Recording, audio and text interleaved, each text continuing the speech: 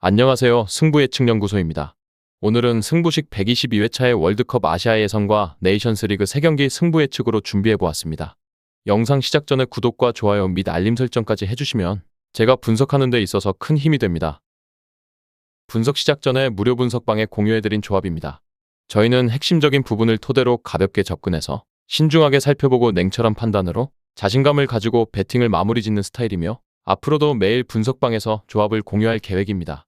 분석방 입장을 희망하시는 분들은 영상 하단의 댓글을 확인해 주시면 되겠습니다. 아울러 누군가의 조합은 분명 정답지도 아니며 기대 심리가 너무 크면 스스로가 무너지니 스스로의 선택에 책임을 가지시면 좋겠으며 시청자 여러분들 모두의 행운을 빌겠습니다. 이어서 경기 분석을 시작하도록 하겠습니다. 첫 번째 경기는 사우디아라비아와 일본의 맞대결입니다. 사우디는 중국과 월드컵 예선 2차전 원정에서 2대1 승리를 거뒀습니다. 퇴장 이슈가 발생했음에도 후반 막판 극적인 득점을 통해 승점 3점을 얻어냈는데요. 이번에도 도사리를 중심으로 속공을 펼칠 전망입니다. 하지만 또 다른 이선 자원인 아람단이 이번 시즌 제한적인 출전 기회를 받으며 폼이 올라오지 않고 있으며 브라이칸의 연계 능력이 나쁘지 않지만 일본의 수비 라인을 쉽사리 공략하기는 어려울 전망입니다. 수비에서는 변화가 생긴 사우디인데요. 주전 키퍼인 오아시스가 소집 명단에서 제외됐고 루바이의 대체 출전이 예상되는 가운데 팀바크티와 라자미 그리고 카데시의 3백은 건재한 모습이기에 이들의 호흡을 통해 대량 실점은 허용하지 않을 전망입니다. 원정팀 일본은 바레인과 월드컵 예선 2차전 원정에서 5대0 승리를 거뒀습니다. 시종일관 상대를 압박하며 완벽한 체급 차이를 보여주는 경기였는데요. 이번에도 미나미노와 카마다를 중심으로 지공전개를 펼칠 전망입니다.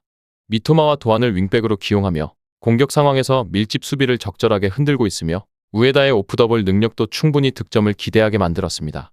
이타쿠라와 타나구치, 그리고 마치다로 구성된 3백은 탄탄한 제공권과 빠른 발을 기반으로 안정적인 라인 컨트롤을 보여줍니다. 삼선 자원인 모리타와 엔도의 활동량 역시 사우디의 지공전개를 상대로 훌륭한 후방 밸런스를 구축할 것으로 예상되는 일본입니다. 이 경기는 일본의 승리와 저득점을 예측해보았습니다. 두 팀 모두 상당히 조심스러운 경기 운영이 예상되는데요. 그럼에도 공수 밸런스에서 확실히 앞서 있는 일본이 경기를 주도하며 승리를 쟁취할 전망이며 사우디는 수비 라인이 또다시 문제를 일으킬 것으로 예상되었습니다. 다음은 이탈리아와 벨기에의 맞대결입니다. 이탈리아는 이스라엘과 네이션스리그 2차전 원정에서 2대1 승리를 거뒀습니다. 경기를 완벽하게 주도하지는 못했지만 찬스를 확실히 살리며 체급 차이를 보여줬습니다.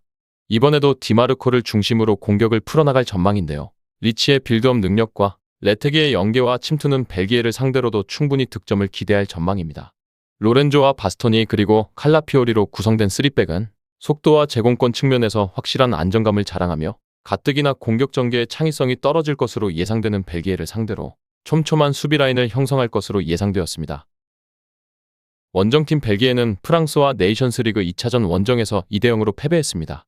경기 내내 엉성한 전개만을 보여주며 무기력한 모습이었는데요. 이번에도 도쿠와 루케바키오를 중심으로 지공을 펼칠 전망입니다. 하지만 공격의 중심인 데브라이너가 부상으로 낙마한 상황이며 중앙에서 틸레망스 홀로 이탈리아의 3백을 공략하기는 어려울 전망이며 최전방의 오펜다의 고립은 이어질 전망입니다. 수비 라인은 파스와 데바스트가 담당할 전망인데요. 이들은 점차 안정적인 호흡을 보여주고 있으며 테아테를 좌측 풀백에 기용하며 변형된 3백 형태를 유지하며 대량 실점은 면할 전망입니다. 이 경기는 이탈리아의 승리와 저득점을 예측해보았습니다. 두 팀 모두 치열한 공방전을 펼칠 전망이며 서로의 수비 조직력을 감안했을 때 난타전 양상의 경기가 나오기는 힘들다고 판단되었으며 그럼에도 공수 밸런스가 앞서는 이탈리아가 결국 신승을 얻어낼 전망입니다. 다음은 핀란드와 아일랜드의 맞대결입니다.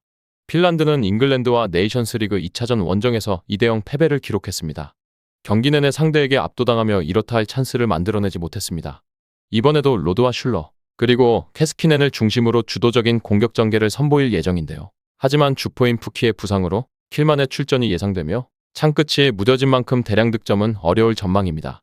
지난 A매치 기간에도 호흡을 맞춘 호스코넨과 이바노프가 이번에도 출격할 예정인데요.